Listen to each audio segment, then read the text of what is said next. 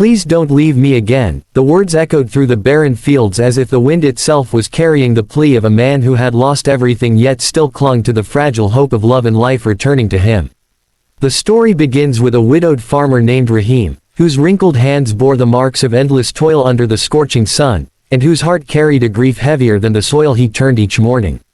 Once, his small piece of land had been alive with the laughter of his wife Amina, whose presence turned every hardship into joy, whose smile was the sunlight that guided him, whose voice was the lullaby that soothed his restless nights.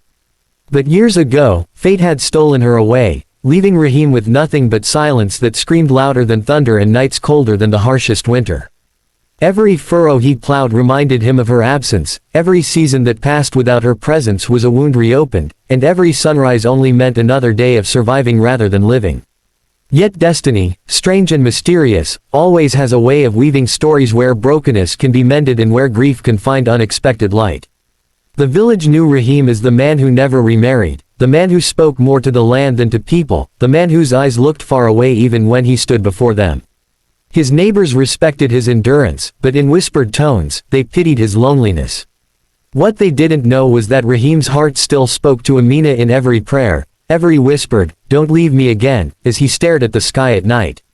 One evening, after a long day of tending to the crops, he wandered toward the old willow tree by the riverbank where he and Amina once carved their initials. The bark had grown thick, the carving barely visible, but to Rahim it was a sacred place, a reminder that love once blossomed here. He sat by the roots and felt the earth's pulse, tears streaming down as he remembered the night she promised never to leave him. "Even if I leave this world, I will never leave your heart," she had said, and somehow that promise still lived in him, urging him to keep going. But grief is a heavy chain, and Rahim often wondered how long he could drag it before collapsing under its weight. Then, on a morning when the mist clung to the fields like a veil, Rahim found something unexpected near his farm, a small bundle wrapped in tattered cloth, shivering, crying softly. A child. His heart stopped as he bent down, carefully unfolding the cloth to reveal a baby no older than a few months, abandoned but breathing, fragile yet fighting. Rahim's calloused fingers trembled as he lifted the infant, pressing the tiny body against his chest. The baby's cries echoed through the silence of his home when he carried it inside, filling the emptiness with a sound so pure it pierced through years of sorrow. He did not know who left the child or why fate had placed it at his doorstep, but as the baby's small hand wrapped around his finger, something deep inside him stirred.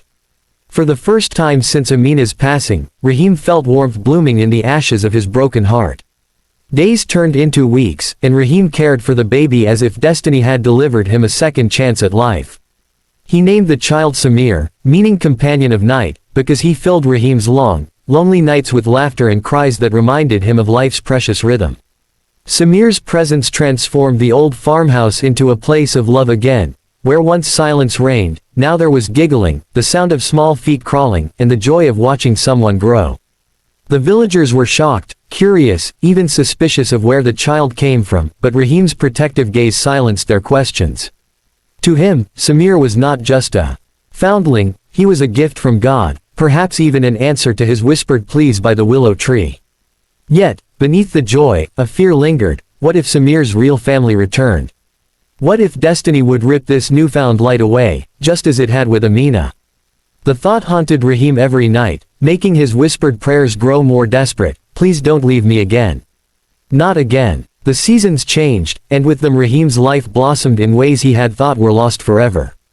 Samir grew quickly, his laughter ringing across the fields like music, and the villagers who once questioned his origins now softened their hearts as they saw the bond between the widowed farmer and the boy.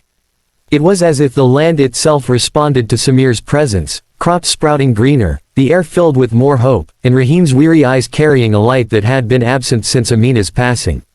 The boy followed Rahim everywhere, his small hands clutching at the edges of his father's worn clothes, his curious eyes absorbing every detail of the world around him.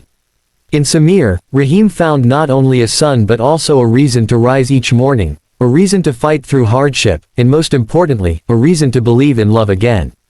Yet, behind his joy, Rahim lived with a gnawing fear, the kind of fear that had carved itself into his soul the moment he first held the abandoned baby, that one day someone would come to claim the child, tearing apart the fragile happiness that had grown between them. He often whispered to the stars, "Please don't leave me again," as though the universe itself could be persuaded not to steal this gift from him. As Samir grew older, his questions began to bloom like wildflowers. "Baba," he asked one evening as they sat under the willow tree, "where is my mother?"